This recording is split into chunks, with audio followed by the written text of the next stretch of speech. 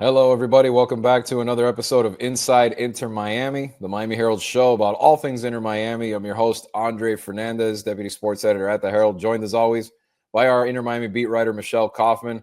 Back to talk some more soccer, to talk a little bit about this team, which finds itself in in the roughest patch it's been since the arrival of Lionel Messi, the GOAT, the star, Pope Leo. No, I hope that doesn't sound sacrilegious. We'll get to why we're saying that a little bit later in the show from a reception he got from fans recently. But while all that is nice and good stuff, not what's been happening on the field lately. This team has lost 4 out of their last 5, including a demoralizing 4-1 loss at Minnesota.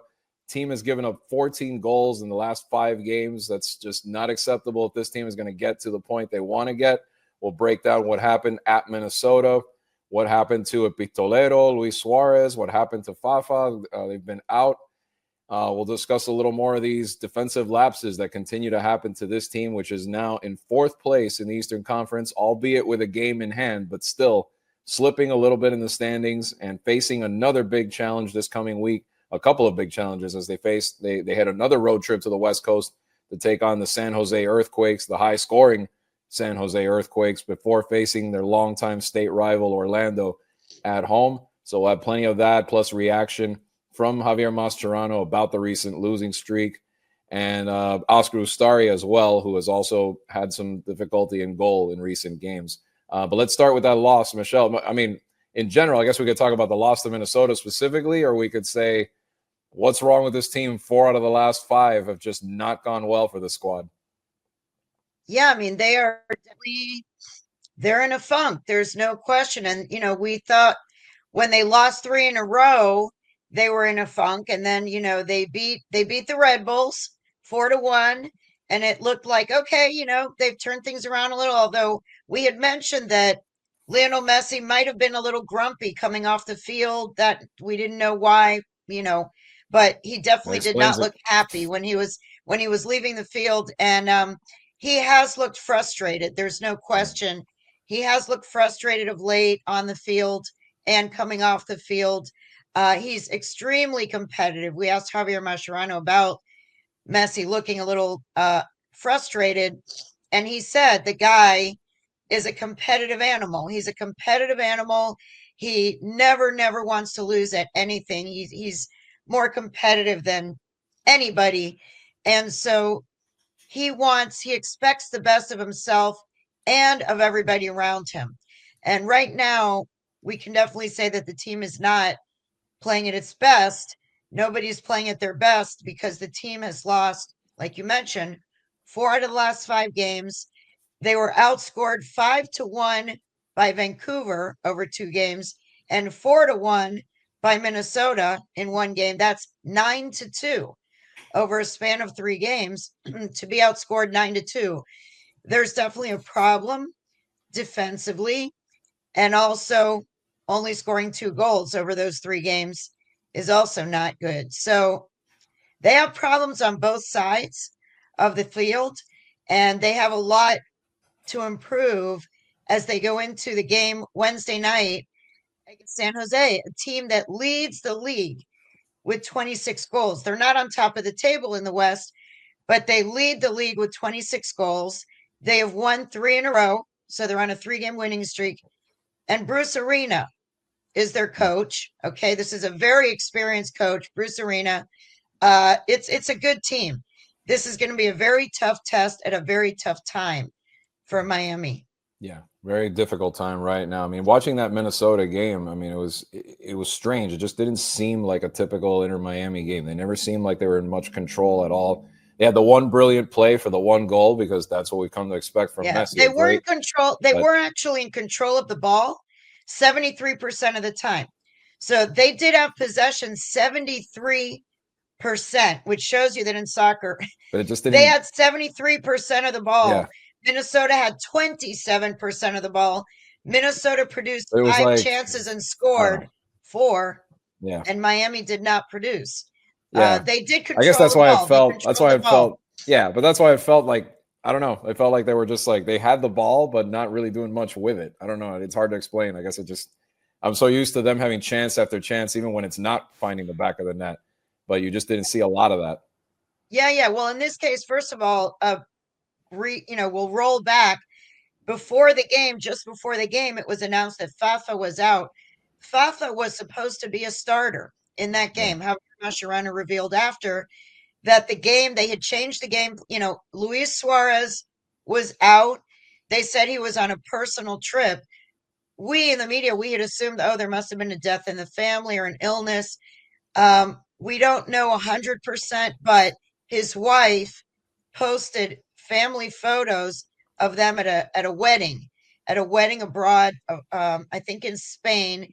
There were photos of Luis Suarez's wife and their three kids and all of their relatives at her brother's wedding. Obviously lays the speculation that that's where Luis was at his brother-in-law's wedding. So, some fans might think he should have skipped his brother-in-law's wedding. Other people will say no, he should have attended his brother-in-law's wedding. However, he's also missing the San Jose game, from what we understand. So that's 2 games missing for his brother-in-law's wedding. That one rubs me a little bit the wrong way. Missing one game for your brother-in-law's wedding. Okay. But the wedding was Saturday based on these photos. He was not in the photos. Okay. I will stress he was not in the pictures, but that might have been just him saying, hey, I don't want to be in any of the pictures. That's going to make me look bad. He was not in the pictures, but the entire family, maybe it was a coincidence. The whole Suarez family was at a family wedding and he was on a personal trip. So I don't know, put two and two together.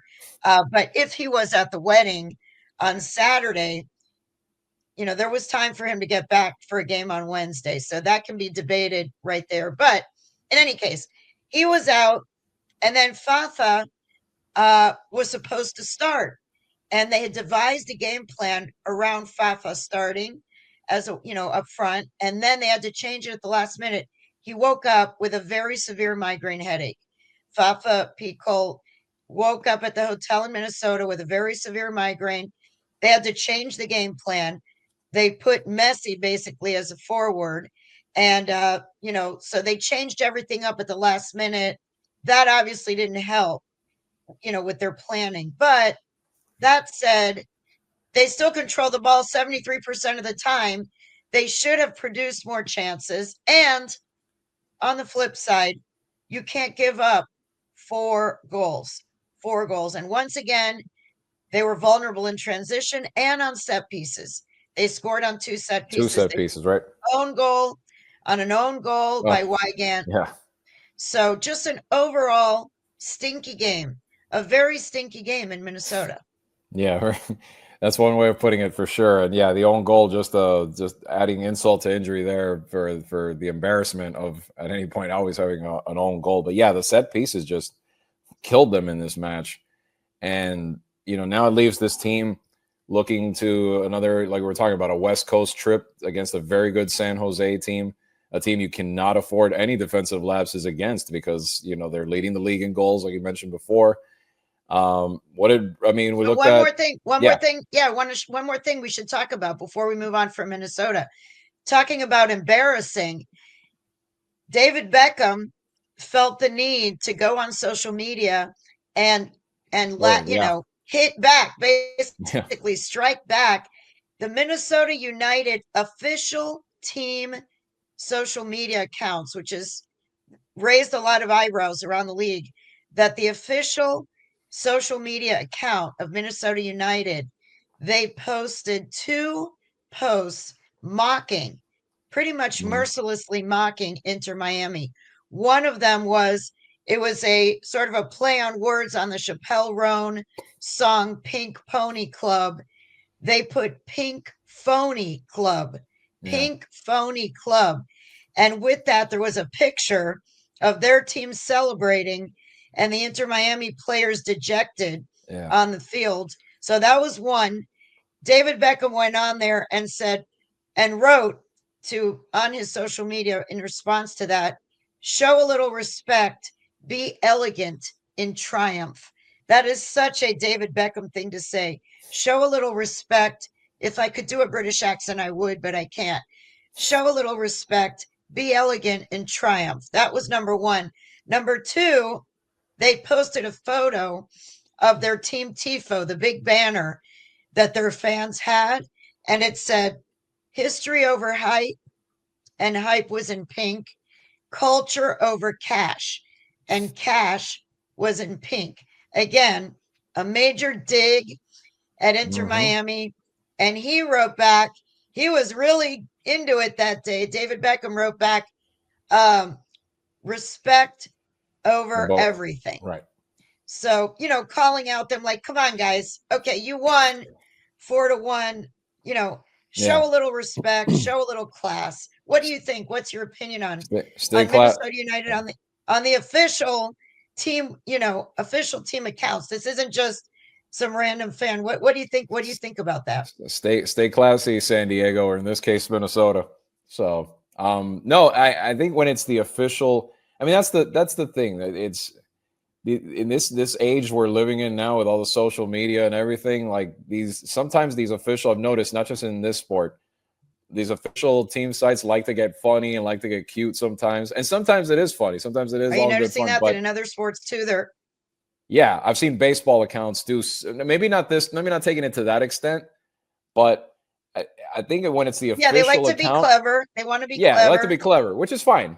But in this case, when it's the official account, I think you have to kind of tread a little bit with discretion because look how you can look at that point when you're doing something like this. But I think it shows you. I think it's echoing maybe that we've talked about it before, the underlying resentment that some of these teams have of the MLS, that these guys have come They did in, get rock attention though. stars. No one is talking about Minnesota United. Yeah, but you know what I'm saying? Like they come, Messi and everybody, the glitz and the glamour, and they really haven't Yeah, I think won. there's some resentment. You know what I mean? So the rest of the MLS feels jealous, like these guys are getting all this pub, all this attention, and they haven't won a championship. They haven't won a league. I mean, they won the Leagues Cup, but that's it, really. They haven't won anything else to have all this hype. So it kind of shows you how when they had a chance There and is, they yeah, and I they think, embarrassed them yeah, to really stick it to them. they didn't just They beat them; went they for it. embarrassed them. Right. Yeah, they didn't just beat them; they embarrassed them, and yeah, there is a feeling around the league, especially in a team like Minnesota. This is LAFC gets attention, Seattle, whatever other Right. teams. Minnesota, the Minnesota Loons, they're Yeah. called the Minnesota Loons. Because that bird. The Minnesota Loons don't get much attention, okay? Right. This was their moment in the spotlight, and they embarrassed Lionel Messi and they embarrassed David Beckham, two of the biggest names in soccer. So Right. it was kind of fun. It was kind Well, of fun. let's see what Javier Mascherano had to say about the fallout of this really bad loss. A lo que comentaste de David y de lo que ha pasado, miren, al final los que llevamos tanto tiempo en el fútbol sabemos que es parte de esto, ¿no? Digamos, la realidad es que uno tiene que saber convivir con las críticas y sobre todo también rentabilizar las críticas. Hay críticas constructivas que te hacen ver cosas que quizás a uno lo hace pensar. Hay otras que no sirven demasiado, que tienen que ver ya con simplemente atacar por atacar. Y nada, al final, en mi caso, ya estoy acostumbrado y la mayoría de los chicos, sobre todo que me preguntaste de los jugadores, creo que también tienen que saber convivir con esto. De hecho, es el denominador común y es algo que pasa continuamente. Y no solamente pueden ser críticas constructivas, negativas, sino también hay que saber convivir con las críticas positivas y no creerse uno más de lo que es cuando las críticas son positivas. Yeah, so for those of you who are not fortunate to have these beautiful subtitles that our producer Pierre continues to provide, thank you, Pierre. What Mascherano was saying was, look, as far as the David Beckham and the outside noise that's going on and the criticism that they're getting from the outside, I had asked him the question of how does that affect the team? He said, for those of us that have been in the sport for a long time, we understand that this is part of it. this is part of the job. This is part of it. We have to learn to live with it. We have to learn to live with criticism. And he said, and some criticism can be constructive. Sometimes when you get criticism, you hear something that you might not have considered and it makes you think. Other times it's just attacking for the sake of attacking. And he said that's not really helpful. But there are times where the feedback is constructive. And then he said that, players also have to learn to deal with positive feedback and not let it get to their head, and don't think that you're all that just because you get some praise. So you have to keep the outside feedback in perspective, basically, is what he was saying. And he said that's basically it, that this is part of the job, part of what they have to do, and he just accepts it. Yeah. And now we've talked at length about the defensive struggles of this team. Let's see what he had to say about that aspect of why this team is doing so badly. Big reason that they're doing so poorly. Yeah. Yep. Let's see what he had to say. Y claramente yo entiendo que después de las derrotas, y entiendo el juego y que hay que criticar y hay que ver todo lo malo, y tampoco voy a estar siendo hipócrita acá y diciendo que está todo bien, porque obviamente no nos gusta perder, y entiendo que de los últimos 5 partidos hemos perdido 4, y que hay cosas por corregir. Ahora, yo, digamos, la autocrítica la hacemos puertas adentro. Hay cosas que tenemos que corregir y las he explicado. Creo que muchos de los goles que hemos concedido, que son 14 en los últimos 5 partidos, muchos tienen que ver con desatenciones y con errores individuales, y no con un aspecto colectivo de la manera de defender, porque, digamos, si vamos al partido de Minnesota, nos meten 2 goles de pelota parada, uno de lateral y uno de córner. Y cuando te digo cómo está, que me preguntaste cómo estaba anímicamente el equipo, te digo bien, porque creo que en estos momentos no hay nada mejor que poder pasar estos 4 o 5 días juntos, para estar juntos, para conversar, para hacer grupo, para compartir momentos que no son muchos durante la temporada, y que en ciertos momentos es importante. Y te digo la verdad, la sensación es que, más allá de que obviamente tenemos muchas cosas por mejorar, y que ese es mi deber como entrenador, veo que el grupo está unido, que quiere salir de este mal momento, de este bache que hemos tenido en estas últimas 2 semanas, y que la mejor manera es trabajar, es ser consciente de que hay que mejorar, y sobre todo agachar la cabeza y darle para adelante. Okay, so the translation there is, look, and he shakes his head a lot. I understand that, just picture him shaking his head if you're listening. Mascherano shaking his head back and forth and saying, look, I understand that we've lost 4 out of 5 games and people are not happy and we're going to be criticized. We've lost 4 out of 5 games. We've given up 14 goals over those 5 games. We understand that there's going to be criticism, but the self-criticism and the analysis, we do it in-house. He said he's not going to be out there announcing, what he thinks and criticizing players or this or that. We do our self-criticism in the house. He said, the defensive lapses that we've had, he feels, are much more about individual mistakes and lack of concentration at specific moments, as opposed to the way the scheme that they play. He said he doesn't feel that it's the scheme that they play, it's individual mistakes. He said that 2 of the goals Minnesota scored, one was off a corner kick, one was off a throw-in, so they were both, set piece situations, not that they were overpowered or, outplayed on the field. He said, look, at this point, with what we're going through, the best thing right now is that we have gotten to spend 4 or 5 days together on this road trip, because they went directly from Minnesota to San Jose on Sunday, and they have been in San Jose from Sunday until Wednesday together to prepare for the Wednesday game. So he said it's been really good for us to be together, for team bonding, to be able to talk, to be able to be together as a group. This is something we don't get to do very much during the season. And he said, this is very important. We have a lot to improve. That is my job as the coach. And he said, but he feels, having been with the group now for a few days, that they are still united. He said that the team is still united. The team knows it has a lot to improve. And basically he's, thinks that this has been good. Having this long road trip together came at the right time, because they really are struggling and they need to come together as a unit.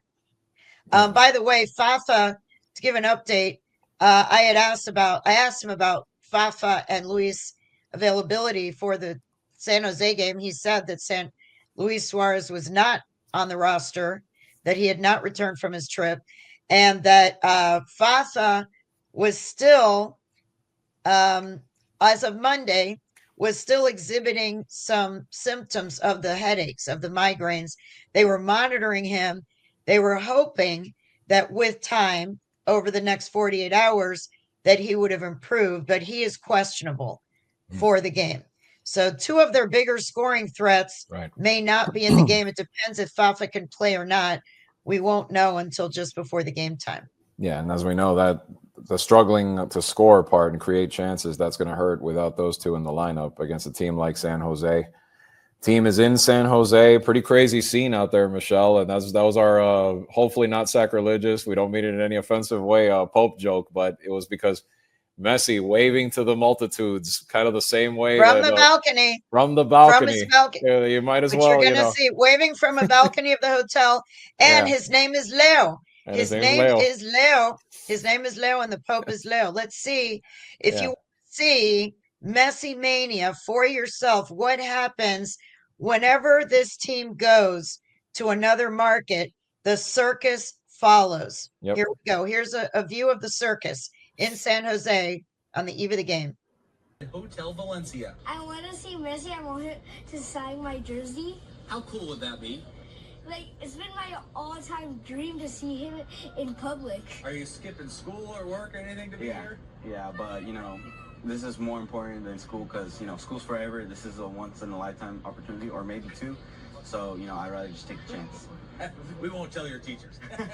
Fans lined the streets as buses arrived to pick up Inter Miami to take them to training. We were there for hours as crowds grew bigger, and bigger, anxiously anticipating the team's departure. Messi and his team will be playing the San Jose Earthquakes in a must-see matchup at PayPal Park Wednesday. I love that kid. I love that kid. School is for fools. I'm going to see Messi. He said, this is more important. He didn't say that, but you know what I mean. He said, this is more important than school. I know. Because school is every day. He said, school is every day. This is a once-in-a-lifetime opportunity. Who needs school? School's every day. This is a once-in-a-lifetime. For those of you who couldn't see it, but could only hear it, imagine, try to picture in your mind now, hundreds and hundreds of people lined up behind barricades outside a hotel on the street, waiting for the team bus. And then the other footage was of Leo Messi on around the 4th floor of the hotel, literally like a pope, standing on a little balcony, on a small little balcony, waving at the public. Leo Messi standing on a balcony at a hotel, waving at hundreds of people that were standing outside on the street behind a barricade. He did not deliver a sermon. However, he did not deliver any words. As usual, he stayed quiet. He just waved from a distance to his fans. And that is the circus that follows Messi everywhere he goes. Honestly, I've been a sports writer for 38 years. I have covered Roger Federer, Rafa Nadal, Serena Williams, Michael Jordan, Dan Marino, LeBron James. I have never seen anything like the cult following that follows Leo Messi. It's unbelievable. I mean, it really is almost like a religion. The the fandom that follows Leo Messi. It's not just a normal sports icon that people admire. The fact that wherever he goes, the police have to set up barricades outside the hotel, that people stand for hours for a chance to see him on a balcony or to even just see him on the team bus waving through the window, that people are willing to. I saw him in Hoboken, New Jersey, when Inter Miami was playing against the Red Bulls last year, and it was the same scene. Hundreds of people outside the W Hotel in Hoboken, New Jersey, in the rain. It was raining. There were children, there were babies, old people, all kinds of people with umbrellas getting drenched. They had been standing, some of them 4 and 5 hours, 4 and 5 hours in the rain outside a hotel. And in that one, there were no balconies, there were no windows. They were looking at a building, but Leo Messi was inside that building. And that is what they were doing. They were staring at a building that he was inside, not even knowing if they're going to get a chance to see him. It's incredible what happens when he shows up. And this is his first game with Inter Miami in San Jose. They're very excited. The game is sold out. And it's a big deal, and it's going to be a big game for San Jose. Like I said, this is a team, we have both said it, they lead the league in scoring. So Cristian Arango has 8 goals, which is tied with Brian White from Vancouver for the lead of the league. He is tied with Brian White as the lead leaguer with 8 goals. Guess who else is on this team? Joseph Martinez. Remember Joseph Martinez, former Inter Miami player? They dumped him. Okay, well, he's now on San Jose Earthquakes. Okay. They have Christian Espinosa, number 10 from Argentina. That's right. Their number 10 is from Argentina, Christian Espinosa. And by the way, he told a story. I was on an interview with him. He told a story that when he was playing in Spain, the team that he was on in Spain, Alaves, when they beat Barcelona, in 2016. They beat Barcelona, I think it was 2016, with Messi, Busquets, Alba, Mascherano, and Suarez on that team. And the team that he was on was very much an underdog team, and they were playing at Camp Nou. They were playing in Barcelona, and his team that he was on beat the big stars of Barcelona. And he said, now I have the opportunity once again. He said it was an incredible, unforgettable experience that day to play against all the players that I watched on TV. And now I'm going to have a second opportunity to play against Lionel Messi, who, of course, is one of his idols. He's from Argentina. He wears number 10. He's going to be playing against his idol. And he has beaten his idol and all of those players I just mentioned before in a La Liga game for his previous team. So this is a huge game for San Jose, and it's a huge game for Miami. It makes you wonder too. I mean, I feel like you keep hearing these stories about guys who, as great as Messi, as great as these guys are, guys who have beaten them, who have shown that it can happen. It's rare and it's tough, but it can happen. And I wonder if that mystique, we talked about it a little bit in a recent episode, if the mystique has worn off. And that's part of it. All these teams are just not afraid of them anymore when they come at them, especially the good ones in the league, like the San Jose's or the Vancouvers. They're just like, we're going to go in with a good game plan, know what we're doing, and forget about revering them, putting them on this pedestal. No, we're going to play them like any other team. Right, exactly. And I asked him that. I asked Christian Espinosa that very question. I said, do you think that the novelty has worn off a little bit, and that as more and more teams beat them, for example, when you see that Vancouver outscored them 5-1, And then you see that Minnesota scored them, outscored them 4-1. When you see that the Chicago Fire held them scoreless, when you see that Toronto ties them 1-1, every one of those results has to give confidence to other opponents. Like, hey, they did it. Why can't we? Vancouver did it. Minnesota did it. Chicago Fire, Atlanta United last year. They are not invincible. I think when Messi came into the league with his Barcelona friends at the beginning, it was like, wow, oh my God. You know, everybody from the fans are still going crazy for him. But I think the opponents, the opposing coaches, the opposing teams in particular, and players, the beginning, there was sort of an awe factor. And maybe they were a little bit intimidated by this team. But now he's in his third year here. I think players are getting a little more used to. They've played him before. For many teams, it's not the first time they've played him. It's the second or the third or whatever. At some point, the other players start to realize that, yes, they're great. Messi is incredible, greatest player of all time, but they're human. And their team has shown vulnerabilities. Their team has shown vulnerabilities. And if you have a good coach, which there are some very good coaches in this league who probably don't get enough attention, you know, they're not coaching in Europe, they're coaching here, but there are some good coaches, and Bruce Arena is one of them. Bruce Arena led the U.S. national team to the farthest that they have ever gone in a World Cup. They made the quarterfinals of the World Cup in 2002. That is the farthest they've ever gone in a World Cup. That was by this coach. So there are coaches in the MLS who are coming up with game plans that are effective. So, you know, I agree with you that as time goes on and as more and more teams figure out ways to neutralize, maybe not stop. And I asked Bruce Arena this, by the way. I have a story if you guys want to read.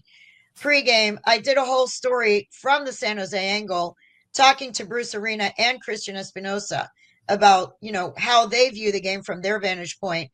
And Bruce Arena said, look, I don't think anyone neutralizes Messi, but, you know, you have to, yes, we have to respect him. He's the best of all time. He was not buying the narrative that we're talking about right now, by the way, because I asked him this very thing. I said, Bruce, do you think that the other teams have kind of figured out ways now to neutralize them and that they're not, you know, as in awe of them or whatever? And he said, look, I don't think anyone neutralizes Messi. He said he finds ways. He's still the best player in the world. You don't neutralize Messi. He said, you know, we respect Messi. We also have to respect the rest of his team. He still felt that this is a very, very difficult team, that Messi has a lot of really talented teammates, and that he has drilled into his players' heads that, yes, they lost 4-1 to Minnesota. They lost to Vancouver. But one thing I found interesting that he said, by the way, before we move on from this, he said that the Vancouver series was tough for them. But this was interesting. He said they lost 4-1 to Minnesota, but I don't think that Minnesota dominated them. He said, I don't think that was, in his words, a fair scoreline. He said, I don't think that was a fair indication of that game. He said, give them credit. They scored 4 goals, but they did not dominate that game. And that was not a fair indication of how that game was being played. So I think when you look at how their 4 goals were scored, 2 were on set pieces. Like we said, 1 was on an own goal. I think that's what he's talking about. In the run of play, Miami dominated the ball 73% of the time. Minnesota only had their feet on the ball 27% of the time. Miami had 73. So I think what he's saying is Miami can still dominate a game. They still have players who can produce magic. And so he's not going to let them, you know, relax and think like, oh, this is a bad Miami team. They're in a bad spell. No, he said this team is just as dangerous as ever. He said this team is just as dangerous as ever. They just had a bad series against Vancouver, and he sort of dismissed a little bit the 4-1 scoreline against Minnesota, which I found interesting. I think the team you can ask that is the Red Bulls. They flipped it on them and they got that one result. They kind of look like themselves a little bit in that one, a lot more. Oh, he mentioned that. He mentioned that. Yeah. Yes, he said, by the way, Bruce Arena said in mentioning that, he said, look, Yes, they just lost to Minnesota 4-1, but the previous game they beat a very good Red Bulls team 4-1. And by the way, that Red Bulls team, the next game after the game that they lost 4-1 to Miami, they beat the Galaxy 7-0. They scored 7 goals on the Galaxy after giving up 4 to Miami. So again, the parity in this league, you really never know what's going to happen game to game. You really don't know what's going to happen, and it's going to be interesting to see. Yeah, which the Galaxy we know are having a horrendous start to this season. They're having a terrible season. Unbelievable. 7 goals, yeah. but 7 goals against an MLS. 7 goals is 7 goals. That's still 7 goals is tremendous. 7 goals. Yeah.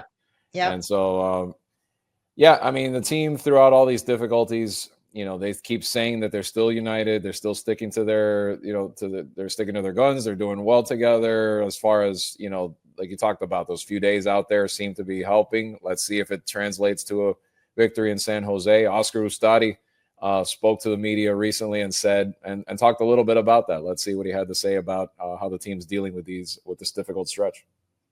Bien, el ánimo está bien. Obviamente que perder no le gusta a nadie, ¿no es cierto? Y si bien es cierto que se está hablando mucho de los últimos resultados, me parece que el árbol no puede tapar el bosque. Hay muchas cosas muy bien hechas y vamos a cumplir ahora el partido menos que teníamos y estamos a un partido de los de arriba, entonces no hay que exagerar tanto. Y después sabemos que enfrentamos a un rival que tiene una buena delantera, que sí es cierto que venimos de que no hagan 4 goles, ¿no es cierto? Que es un golpe duro, pero también es cierto que el partido anterior recibimos solo 1, hicimos 4 goles y ese equipo al siguiente partido hizo 7 goles. Entonces me parece que estamos yendo partido tras partido y las cosas, obviamente hay mucho por mejorar, pero me parece que no estamos equivocados del camino. Ahora enfrentamos a San José, que repito, tiene una muy buena delantera, pero confiamos que lo podemos hacer bien. Yeah, so what Ustari was saying was, look, a little bit of, what we've been talking about. Yes, we're in a tough stretch. Nobody likes to lose. We know that. But he said, I guess, you can't cover the forest with a tree. Basically he was saying, like, yes, he said, we've done a lot of things well. He said, we did lose this game and we're in a bad stretch, but he was saying that overall the forest in his mind of this team is that we have done a lot of things well. And he said that, they're going up now. They're going to be going up, that it's been good for the group to be together during this time to figure out what's happening and to have time to talk about it. And he said that now they're going up against a team, against San Jose, that has a very good attack. And they are hoping that they can turn things around and win the game they have a game in hand now. So he said, we'd like to win this game. Then they'll have another opportunity on the weekend to play Orlando and to try to reach the top. They have an opportunity with 2 wins. If they win 2 games in this week, they are right back at the top of the table. Yeah. So he wants to keep things in perspective. Keep it in perspective. And it makes sense. I mean, they are, it's still very early in the season. Obviously, it's something that you keep kind of analyzing if it's going to have this long-term effect on them or not. But there is time to recover. There is still plenty of time. And a victory against a very good San Jose team would be a perfect place to start. That game, as you're watching and listening to this episode, is tonight, 10:30 start, our Eastern time at San Jose. And then, of course, they wrap up the week, another busy week, back home against the old state rival, against Orlando City on Saturday, which I'm sure purple people. I'm sure those guys are, especially their fans, I'm sure are enjoying the fact that Miami is in these dire straits right now and hoping to add to it. They're probably coming up with some banners right now and some social media things that they're probably hoping to tick off David Beckham. That's going to be interesting. Sunday, it's always a great rivalry with Orlando. They're going to bring their fans down, purple, buses of purple, busloads of people dressed in purple show up for these games, and they fill the south end zone. Maybe not fill, but they bring hundreds of people to these games. It's always a fun rivalry with Orlando. Their team is in the middle of the pack in the East right now. They're right about number 8, right around the middle, but they do again have some good players. Martin Ojeda had a hat trick the other day. So he's a guy who can really score. He has 7 goals over 12 games. Marco Pasalic has 5 goals.